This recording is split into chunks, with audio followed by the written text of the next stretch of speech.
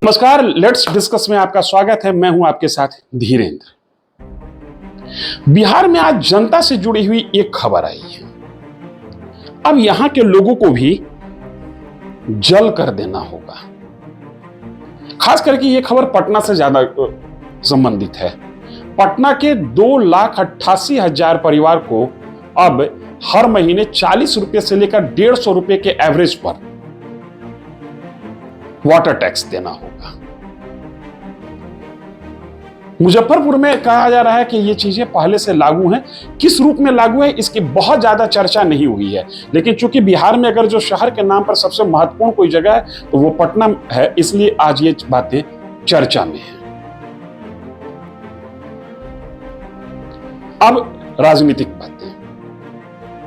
गुरुवार को कल शिक्षा विभाग के अपर मुख्य सचिव के पाठक और चंद्रशेखर का विवाद मुख्यमंत्री के दरबार में पहुंचा। मीटिंग का दौर चला। मुख्यमंत्री के साथ विभागीय मंत्री चंद्रशेखर, अपर मुख्य सचिव शिक्षा विभाग के पाठक, जदयू के राष्ट्रीय अध्यक्ष ललन सिंह और बिहार सरकार के वित्त मंत्री सह संसदीय कार्य मंत्री विजय चौधरी बैठे। कहा गया कि मामला पैचअप हो गया है, लेकिन जब तक मामला पैचअप हो रहा था तब तक राजद के एक विधायक एमएलसी सुनील सिंह बयान दे चुके थे। हालांकि उन्होंने बड़े नपे तुले शब्दों का इस्तेमाल किया, लेकिन वो जो कहना चाह रहे थे वो जदयू को रास नहीं आ सकता। आज अशोक चौधरी जो कि जदयू के नेता हैं, सुनील सिंह को टारगेट पर लिया है और टारगेट पर इस तरीके से लिया जैसे बताया कि सुनील सिंह कुछ है ही नहीं। उन्होंने कहा कि सुनील सिंह की बातों को नोटिस नहीं लिया जाता। सुनील सिंह की हैसियत राजद में बहुत ज्यादा कुछ है नहीं। राजद में बड़े बड़े नेता हैं, लालू प्रसाद यादव, राबड़ी देवी, तेजस्वी यादव और ये तमाम लोग गठबंधन की सरकार को कायदे से चलाने में लगे हुए हैं, इसलिए कहीं कोई रिफ्ट है नहीं। लेकिन जब रिफ्ट नहीं है तो इतनी बातें की क्यों गई? आप खुद सुनिए सुनील सिंह ने कहा क्या था।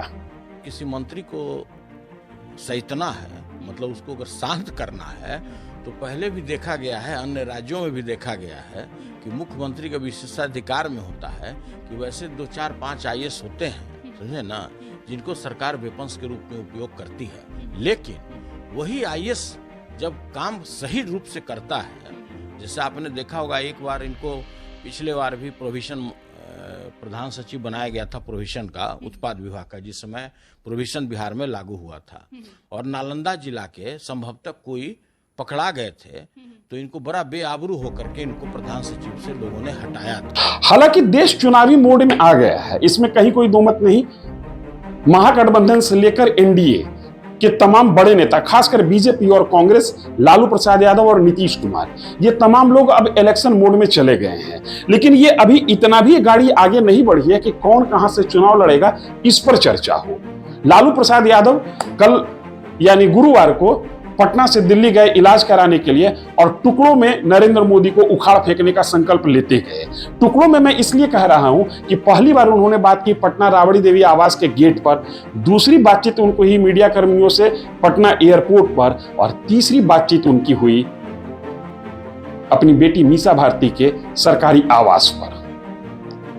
लालू यादव ने इशारों में तय किया कि देश का प्रधानमंत्री होगा कौन और उनकी ओर से प्रधानमंत्री जो होगा यानी महागठबंधन की ओर से जो प्रधानमंत्री होगा वो कैसा होगा, ये लालू यादव ने बता दिया। जो भी पीएम हो बिना पत्नी का नहीं रहना चाहिए। जी। प्रधानमंत्री की कोठे में क्या लगता है सर? राहुल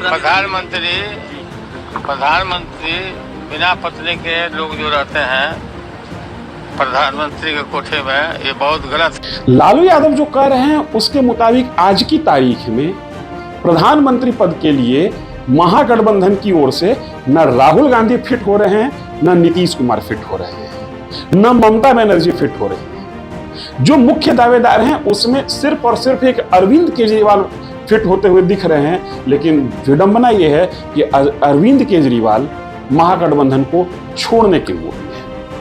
अरविंद केजरीवाल जिस तरीके से आगे बढ़ते जा रहे हैं, ऐसा लग रहा है कि आप पार्टी राष्ट्रीय स्तर पर अकेले चुनाव लड़ेगी और इन तमाम पार्टियों में कांग्रेस के बाद एकमात्र आप ही है जिसे राष्ट्रीय पार्टी का दर्जा प्राप्त है।